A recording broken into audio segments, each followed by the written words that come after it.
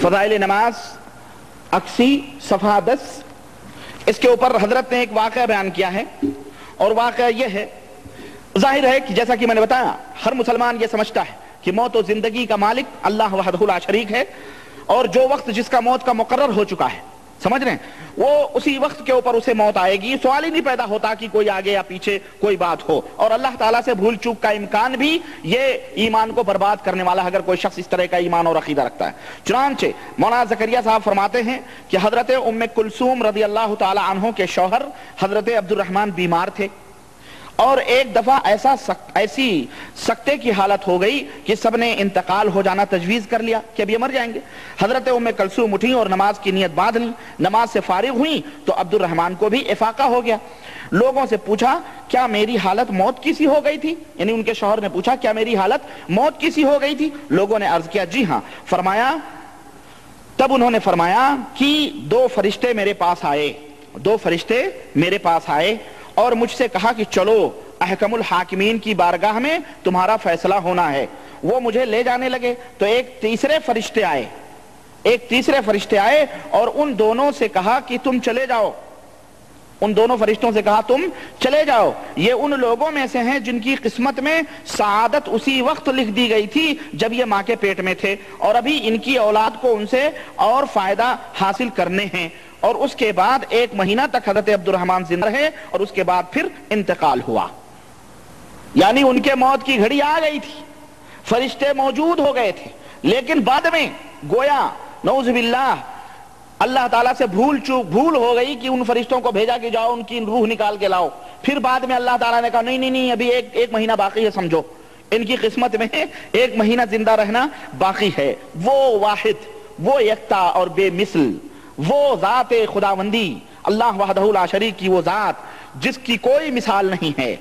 अगर कोई शख्स ये अकीदा रखे कि उससे भी भूल हो जाए नौज़ बिल्लाह, और जिसकी मौत आ जाए उसकी मौत में अभी फरिश्तों को वापस कर दिया जाए। और ये आपने मिराज रब्बानी की ज़बान से हज़रत शेख ज़करिया रहमहुल्लाह के फ़ज़ाइल अमाल में बयान करदा वाक़या हज़रत उम्मे कुलसूम रज़ी अल्लाह अन्हा के शोहर हज़रत अब्दुर्रहमान रज़ी अल्लाह अन्हो का वाक़या सुना। फिर उस वाक़या पर आपने तबसरा भी सुना। इस शख्स की आप जहालत और ख़यानत का मुज़ाहरा फरमाएं।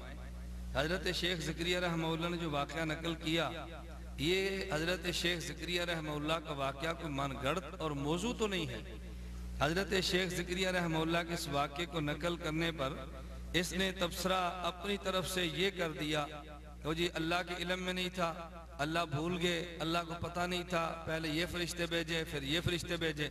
मैं इस जाहिल शख्स से ये पूछता हूँ कि हज़रत शेख ज़करिया रहमहुल्लाह ने जो वाक़या नकल किया, नीचे हाशिए में उसका हवाला दुर्रे मंसूर हज़रत शेख ज़करिया रहमहुल्लाह किसी किताब में मौजूद है। अब ये एतराज़ तुम्हें फ़ज़ाइल अमाल पर करने की बजाय दुर्रे मंसूर पर करना चाहिए था कि जिस किताब के अंदर ये वाक़या मौजूद है।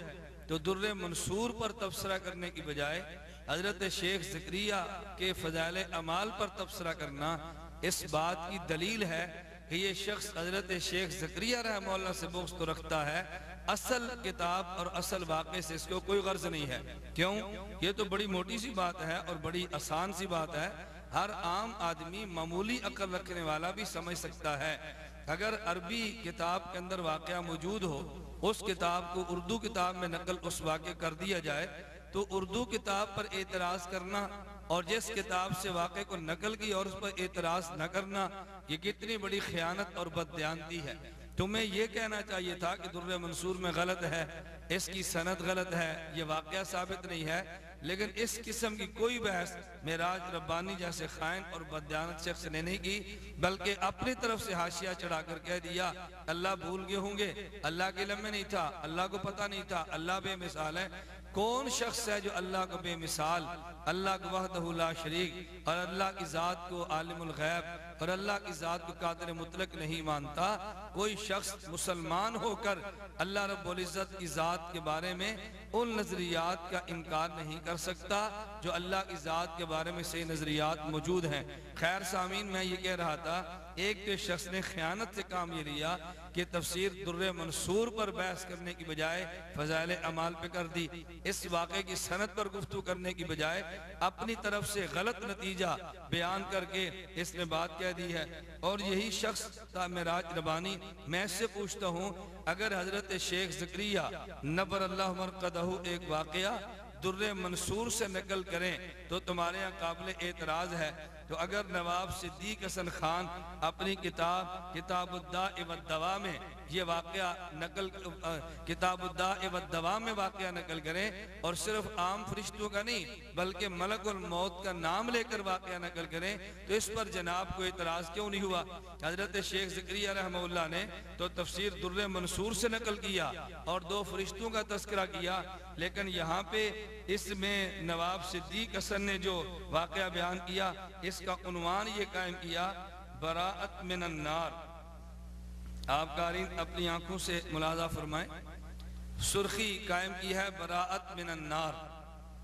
इस सुर्खी को कायम करने के बाद ये उन्वान देकर नवाब सिद्दीक हसन खान ने जो वाक़या बयान किया, आप उस वाक़े को सुने। कहते बासुलहा को मरज सख्त हुआ, बेहोशी हो गई, मलकुल मौत को इस हालत में देखा, कहा मैं तेरे लिए बरात नार से लिख दूं? कहा हाँ, एक वर्क पर लिखाया अस्तगफिरुल्लाह अस्तगफिरुल्लाह। सारा कागज ज़ाहिरन और बातिन इसी से ममलू था, यानी भरा हुआ था। कहा हाजा बराअतु मिनन नार। मरीज इस मरज से अच्छा हो गया और मुद्दत तक जिंदा रहा, वो वर्का नजदीक उसके था। अब हजरत शेख ज़करिया रहमहुल्लाह ने वाक़या नकल किया दुर्रे मंसूर से, और यहाँ जो वाक़या नवाब सिद्दीक हसन ने नकल किया मलकुल मौत का तस्करा भी उसमें मौजूद है। इस वाक़े को तो किसी तफसीर की किताब से या किसी हदीस सही की किताब से तो नकल नहीं किया गया। मुमकिन है कोई शख्स ये कह दे कि ये तो नवाब सिद्दीक साहब की किताब नहीं। क़ारिईन आप देखें, मासिर सिद्दीकी जो नवाब सिद्दीक हसन मरहूम के साहबजादे ने उनके हालात ज़िंदगी पर किताब तहरीर की है, इसके आखिर में नवाब सिद्दीक मरहूम की कुतुब की फहरिस्त दी है। उनमें 29 नंबर पे जिस किताब का तस्करा किया उसका नाम है अद्दाअ वद्दवा, कि ये नवाब सिद्दीक हसन मरहूम की अपनी किताब है। ये कोई मैंने अपनी तरफ से किसी किताब का ऐसी किताब का हवाला नकल नहीं किया कि जो किताब नवाब सिद्दीक हसन मरहूम की ना हो। तो मैं आपकी खिदमत में गुजारिश करना चाह रहा हूँ कि अगर शेख ज़करिया रहमहुल्लाह वाक़या नकल करें और दुर्रे मंसूर से नकल करें, इस पर एतराज़ है। और अगर नवाब सिद्दीक हसन बगैर किसी किताब का हवाला दिए वाक़या नकल कर दें तो इस पर एतराज़ क्यों नहीं? और इस शख्स की जहालत को देखें, हज़रत उम्मे कुलसूम रज़ी अल्लाह अन्हा का नाम लेते हुए कहते हैं उम्मे कुलसूम रज़ी अल्लाह अन्हो। अब भाई उम्मे कुलसूम तो औरत हैं, सहाबिया हैं रज़ी अल्लाह अन्हा, तो बल्कि मर्द के लिए रज़ी अल्लाह अन्हो कहते हैं और औरत के लिए रज़ी अल्लाह ताला अन्हा कहते हैं।